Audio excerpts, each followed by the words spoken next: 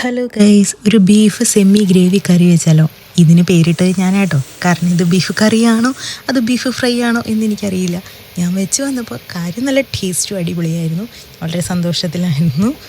അപ്പോൾ ഞാൻ എങ്ങനെ വെച്ചെന്നുള്ളത് കാണിച്ചു തരാം. അത് കഴിഞ്ഞിട്ട് നമുക്ക് കഴിക്കാം. ഓക്കെ.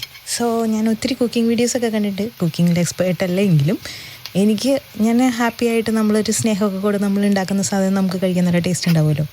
സോ ഞാൻ ഉണ്ടാക്കി, അടിപൊളിയായിരുന്നു. അതിൻ്റെ ഇടയ്ക്ക് ചോറ് വെച്ചു, എല്ലാം വെച്ചു. ഇതിന് വേണ്ട പറഞ്ഞുള്ളിലെല്ലാം അടിപൊളിയായി കേട്ടോ. അപ്പോൾ സവാളയൊക്കെ നന്നായിട്ട് വരട്ടി എല്ലാം സെറ്റ് ചെയ്ത് മസാലയൊക്കെ ഇട്ടതിന് ശേഷം ബീഫ് ഓൾറെഡി മഞ്ഞൾപ്പൊടിയും മുളക് പൊടിയും ഇച്ചിരി ഉപ്പൊക്കെ ഇട്ട് വേവിച്ച് വെച്ചിട്ടിട്ടായിരുന്നു. അപ്പോൾ അത് ഇതിനകത്തേക്ക് തട്ടിക്കൊടുത്തു.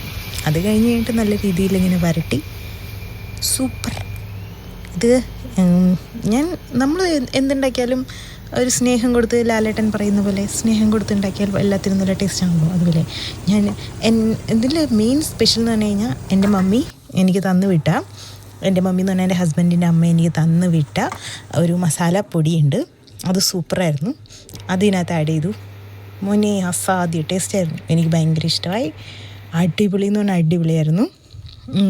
ചോറ് എല്ലാം വെച്ചു. അത് കഴിഞ്ഞ് സാലഡ് വെച്ചു ഉണ്ടാക്കി. അത് കഴിഞ്ഞിട്ട് കാണാനൊക്കെ നല്ല രസമുണ്ടായില്ലേ? നമുക്കുള്ളത് കൊണ്ട് ഓണം പോലെ എന്ന് പറയുന്ന പോലെ ചോറും ബീഫ് സെമി ഗ്രേവി കറിയും പിന്നെ ഒരു സാലഡും കൂടി ചോറുണ്ടു. അപ്പോഴാണ് ഞാൻ ഓർത്തത്, സെമി ഗ്രേവി പാത്രത്തിൽ നിന്ന് മാറ്റിയപ്പം ഈ ചട്ടി പിടിക്കുന്ന പരിപാടി എനിക്ക് പണ്ടേ ഉള്ളതാണ്. അപ്പോൾ ഞാൻ കുറച്ച് ചോറിട്ട് ആ ചട്ടിയൊക്കെ അങ്ങ് വടിച്ച് എടുത്ത്, എവിടെ പോയാലും നമ്മൾ ശീലം മറക്കില്ലല്ലോ, അങ്ങനെ എടുത്തിട്ട് ബീഫ് കറി കൂട്ടി, അതേ സെമി ഗ്രേവിയാണ്. ഇതിങ്ങനെ അങ്ങ് എടുത്ത് പാത്രത്തിലോട്ട് അങ്ങ് ഇട്ടിട്ട് കുറച്ച് ആ ഇളക്കി, മറ്റേ ഇറച്ചിയുടെ ചാറ് ചട്ടിയിലൊക്കെ ഇട്ട് ഇളക്കി വെച്ച അതും ബീഫിൻ്റെ ആ ഒരു കുറച്ച് കഷ്ണങ്ങളും പിന്നെ ആ സാലഡ്, അതായത് കുറച്ച് തൈരൊക്കെ ഇട്ട് സബോളയും തക്കാളിയും ഒക്കെ ഇട്ട് ഇച്ചിരി പച്ചമുളക് കരിഞ്ഞിട്ട് ഉപ്പൊക്കെ ഇട്ട് നല്ല സൂപ്പർ സാലഡും എല്ലാം കൂട്ടി ഇളക്കി ഒരു ബീഫിൻ്റെ കഷ്ണമൊക്കെ അതിലേക്ക് ഇട്ടിട്ട് എല്ലാം കൂടി കൂട്ടി ഇളക്കി ഒരു വായങ്ങ് വെച്ചപ്പം എൻ്റെ സാറേ അടിപൊളി, വേറെ ഒന്നും പറയാനില്ല. അപ്പോൾ ഇന്ന് ഇതൊക്കെയാണ് വിശേഷം.